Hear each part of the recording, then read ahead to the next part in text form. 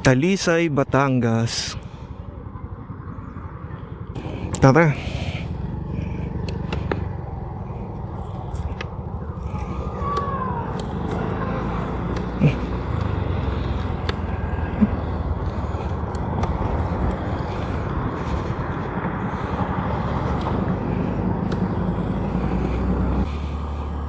Medyo gutom na ako. Hindi pa ako nag-aalmusal. Hanap tayo ng makakainan. Yung light lang, kahit patanghali na naman. Galing kasi ako sa GMA. So, mula GMA, nagpunta ako ng Tagaytay. Tapos, pababa. Sa Sungay ako dumaan, pababa dito sa Talisay. Solo ride lang pala to. Kaya wala akong kasama. Kaya kung maliligaw, edi ligaw.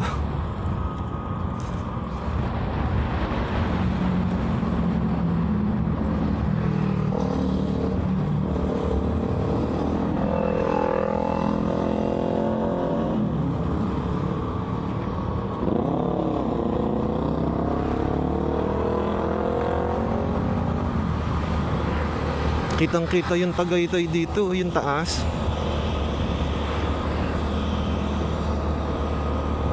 Zigzag pala dito.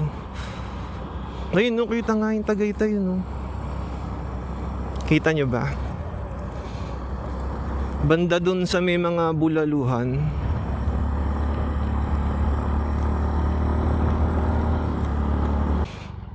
Kailangan ko pa huminto kasi hindi ko malaman kung nagre-record ba siya. Ang hirap kasi buksan yung camera tsaka i-start na mag-capture siya ng video kapag naka-gloves ka, kasi hindi mo ramdam yung pitik ng mga buttons. Saan na ba tayo? Ayun yung vulkan.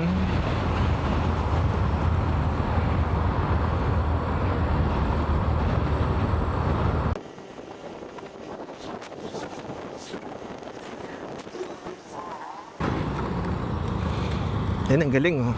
Walang helmet. Tatlo pa sila, may bata.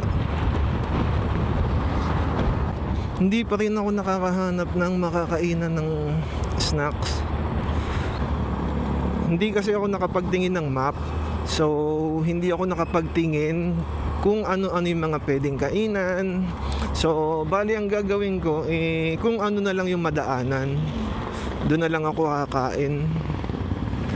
Hindi kasi planado to eh. Parang kagabi ko lang naisip na mag-ride. Tapos eto nga, dito yung naisip ko sa Taal.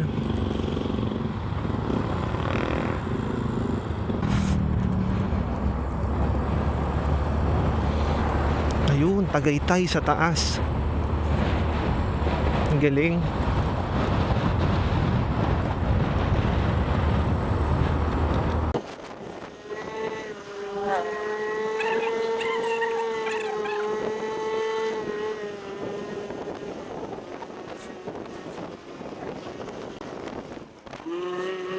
Kakaiba yung daanan dito. Parang yung mga nalalaro ko sa video games, mga Crazy Kart, Crash Bandicoot, parang ganong klase yung daanan.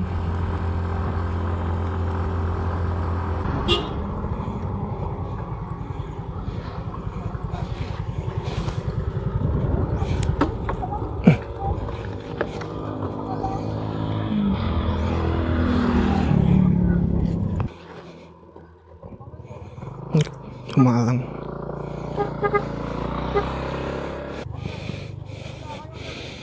Okay, so ang ganda.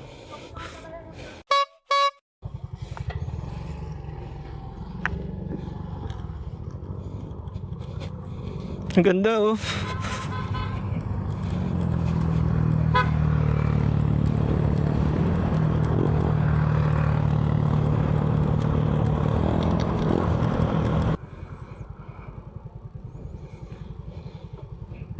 Tara na.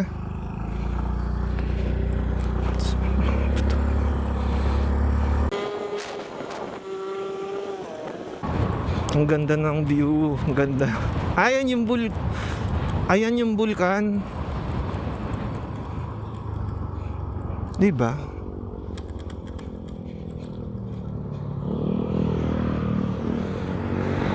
Alam ko ito yung bulkan, tong maliit na to.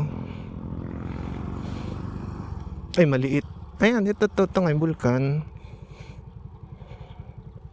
Ang ganda. Galing. Parang ibang mundo yung nandun sa kabila niya. Parang, ewan ko, parang New Zealand, tingin ko. Yung may mga baka sa commercial nung gatas. Galing.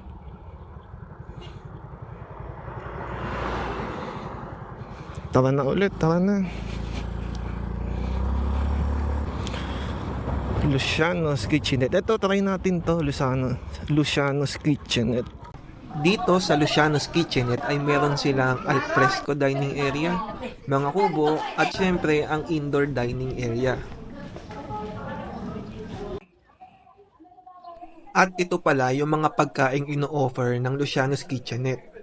Madami kang mapagpipilian. At sa dami nga ng pagpipili ang pagkain, ito ang napili ko. Lomi. Paborito ko to eh. Tulad nga ng sinabi ko kanina, hindi pa ako nag-aalmusal. At kahit na magtatanghalian na, lomi pa rin ang kakainin ko. Kasi mamaya, pwede pa ako magtanghalian. Okay, tapos na ako kumain. Binilisan ko na lang kasi hindi naman ako nagbayad. Joke lang. Okay, Luciano. Binilisan ko lang kumain kasi anong oras na? 12:00 na, tapos hindi pa tanghalian yung kinain ko. Mamaya kakain ulit ako ng tanghalian.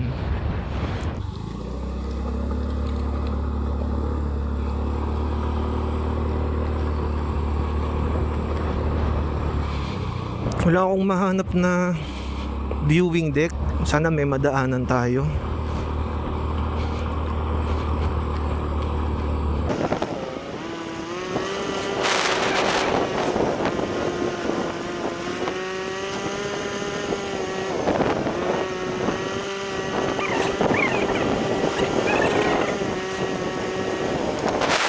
Ay, ang ganda oh.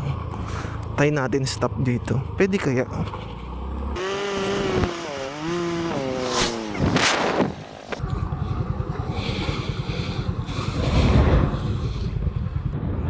Oh, yun yung Taal. Tapos dito yung Tagaytay. Tama ba? Hindi ko na check sa map eh.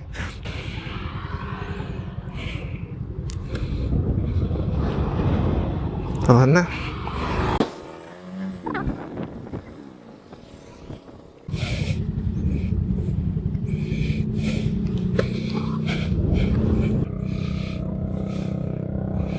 Ito si Fakio.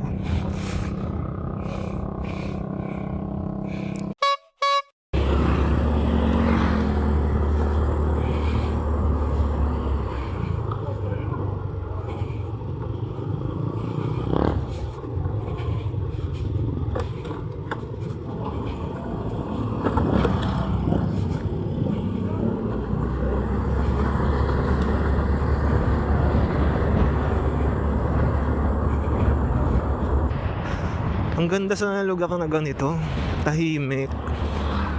Tapos parang ang simple ng buhay. Pero ewan ko, parang wala akong nakikitang tao. Ang daming nahuhulog na mga dahon. Parang naaalala ko yung sa pelikula na Sukob. Yung bata doon, tapos meron siyang hinahagis o hinuhulog ng mga tuyong bulaklak. Sana tama pa rin yung dinadaanan ko. Pero natandaan ko naman yung tulay nung tinignan ko sa Google Map. Hihirapan kasi ako mag-map habang umaandar. Mas gusto ko yung titignan ko yung map, tapos may mga tatandaan lang ako ng mga lugar. Tapos yun na, hihintayin ko na lang na madaanan ko yung mga palatandaan. Oo, walang tao. Iilan lang may kita mo.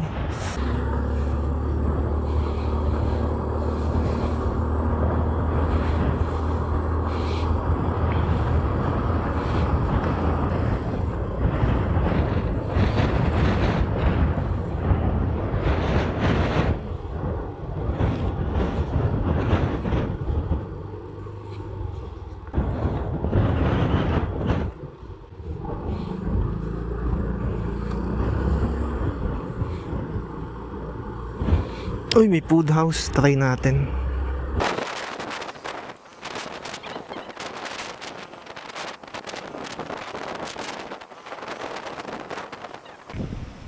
Nakita ko nga lang itong HD Food House nung papaalis na ako dito sa Baywalk. At dahil pasado alas 12 na at lomi pa lang yung kinakain ko, dito na ako magla-lunch. Ito pala yung in-order ko. Kapsilog. At meron akong sausawan na suka, ketchup na may sili. Kung hindi ganito ang ginagawa ninyong sausawan sa tapa, try nyo sa susunod. Masarap to. At kung tapa lang naman din ang pag-uusapan, ay doon pa rin ako sa paborito kong tapahan. Nasa Don Galo, Parañaque. Sama ko kayo sa susunod. Time check, 1:56 na ng hapon. Patatapos ko lang magtanghalian. Ang hirap kasi gumising ng maaga, kaya minsan nalilate talaga ako. At least nga, napabilis na yung biyahe ko kasi sa GMA na ako nang galing, hindi na sa Las Piñas. Saan na tayo? Hindi ko alam kung anong lugar na to. Pero ang sabi sa mapa, pakaliwa tayo. Naku, may truck.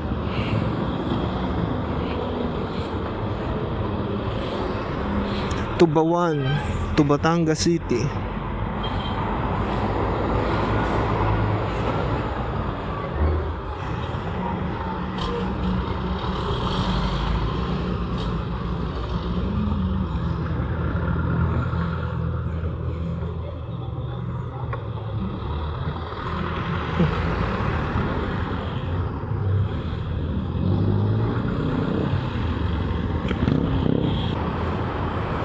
Sabi sa map, dire-diretso lang.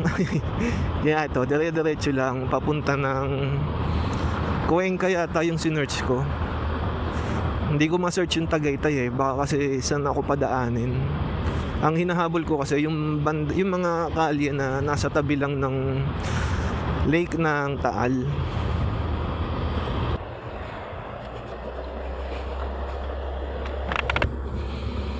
Okay, so papunta na tayo ng Lipa. Tatry ko na dumaan sa yung Balete, Baywalk. Baywalk ba yun? Yung nakita ko. Nilagay ko na rin sa map para madagdagan yung pupuntahan.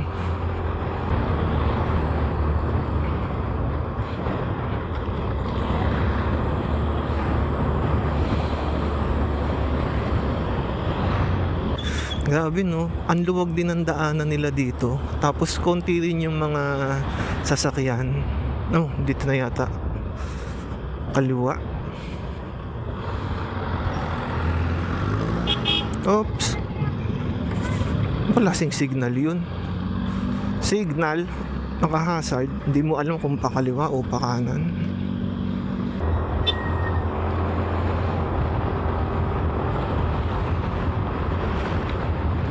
Ay, nako po.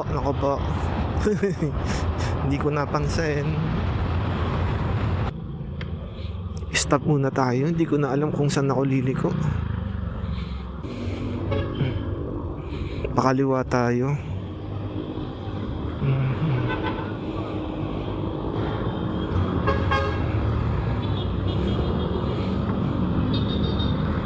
Hindi ko alam kung may enforcer ba o tigasan lang ng mukha dito.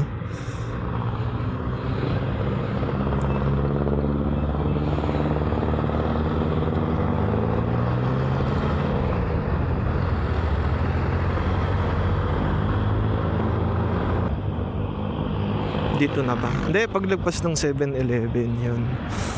Tanda ko sa map yun. After ng 7-Eleven, merong parang main road din. Tas dun nakakaliwa. So, lumagpas ako. Kaya mag-U-turn na lang tayo. Okay, safe.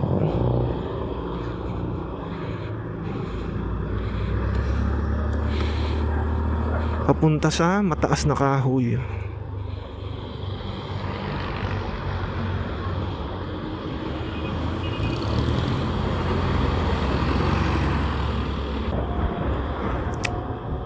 Dito na tayo sa Mataas na kahoy, bayang pinagpala, nakalagay.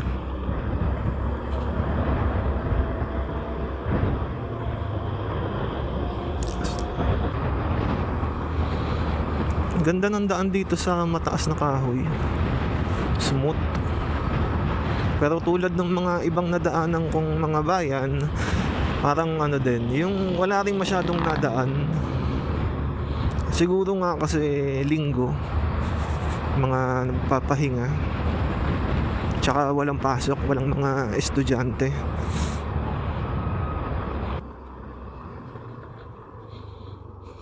Nagiging mas liblib yung lugar. Ganun. Wait lang. Stop tayo. So, wrong way ako.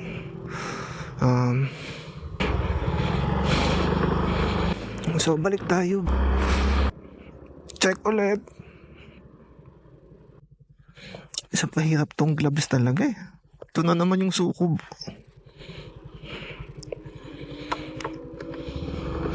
So, tara.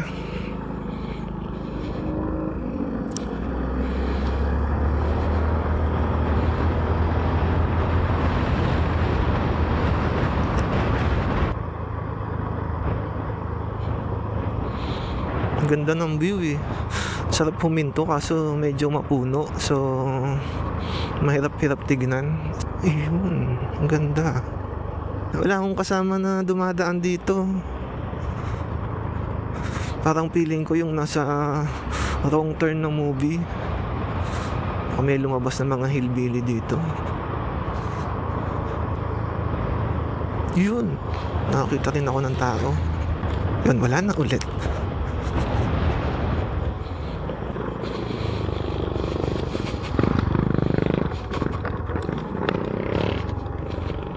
Ay.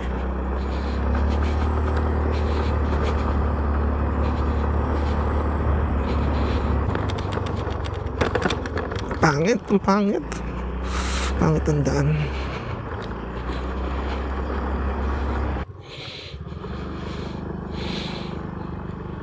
May mga cottage pala dito. Ayan o. Tapos may mga nagtitinda ng sariwang isda. Siguro mga huli nila yun dyan.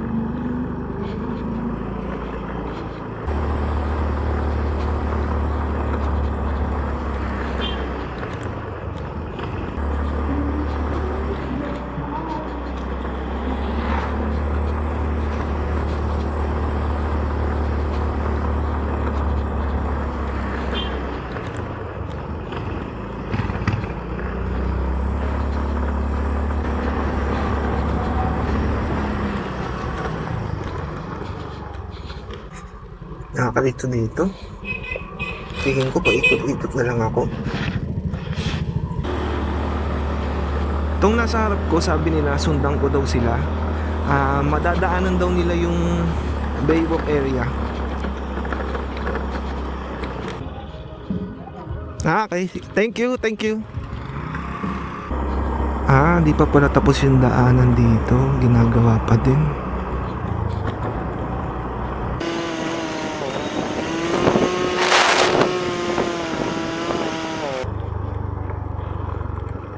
Delikado.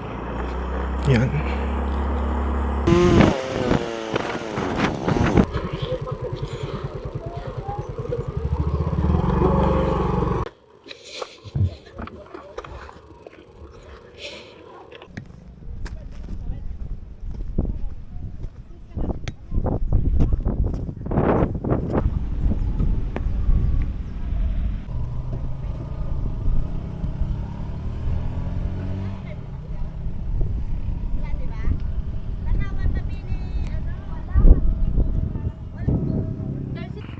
So, dito tayo ngayon sa Balete Baywalk. Madaming tao. Yung iba nagpipiknik. Kanina may naliligo pa dito. Malis na sila eh. May plastic pa. May plastic pa rin to. Tanggalin na nga. Hindi ko inaalis eh. Ewan ko ba. Bago eh. Grabe. Nakakalito dito. Ang liliit ng daanan. Tapos walang pangalan. As minsan mahirap pa makita kung meron kang kasalubong. Kasi medyo mapuno.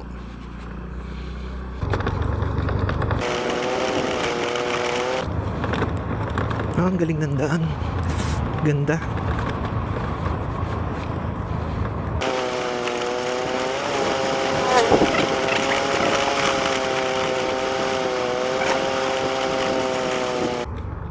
Na? Ganun. Parang... okay. Turn right. Akala ko diretso eh. Okay.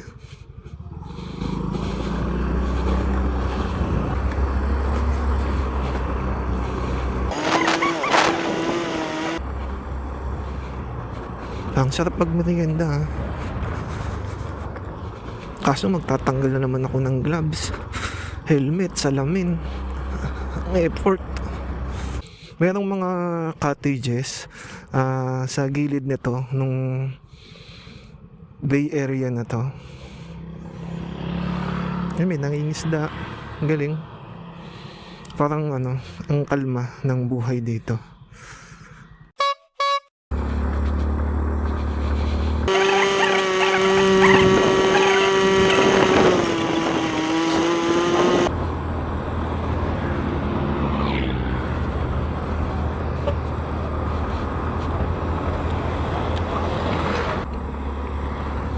Okay, so pabalik na ako ng Talisay kung saan ako nag-start kanina.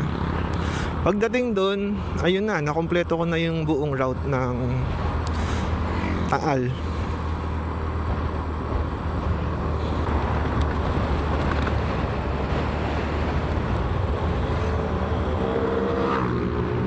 Okay, so halos patapos na rin naman to. Nag-enjoy ako sa road trip kahit mag-isa lang ako. Nakaiba lang kasi wala akong kasama. Wala akong makausap sa stops. Ako lang mag-isa. Kung magsalita man ako, yung tindera lang makakausap ko. Yun lang. Pero enjoy pa din, enjoy. Iba naman din kasi yung pag may kasama ka. Iba rin yung pag mag-isa ka lang. Parehong enjoy.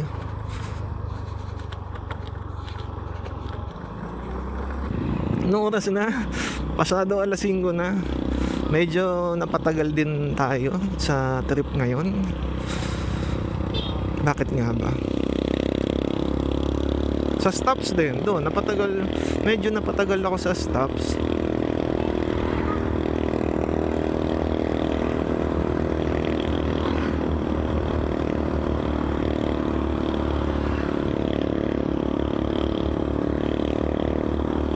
Mukhang dito na yun.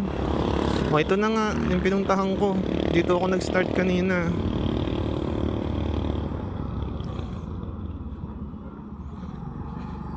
Stop muna tayo sandali. Ay. Banda dito ako kanina nag-stop. Banda dyan sa may... Kung nasan yung may tricycle na yun, banda dyan. Tapos ito yung nasa harap ko, yung parang village. So yun, diretso lang ako dito sa Sungay, paakyat ng Cavite, sa Tagaytay, tapos pauwi sa amin sa GMA bago ako umuwi sa bahay sa Las Piñas. Tingin ko hanggang dun na lang. Medyo napahaba tong ride na to kasi napatagal sa mga tawag dito, sa mga stops, pagkain, pag sightseeing, yun. Pero yun naman yung point din ng ride, diba? Yung makakita ng mga ibang tanawin, tsaka i-enjoy yung paligid. So yun lang. And sana pala kung nagustuhan nyo itong video na to, i-like nyo. Then kung gusto nyo pa ng ganitong content mula sa akin, di follow kayo dun sa baba. So yun lang ho. Salamat sa inyo. Next time ulit, next time. Bye.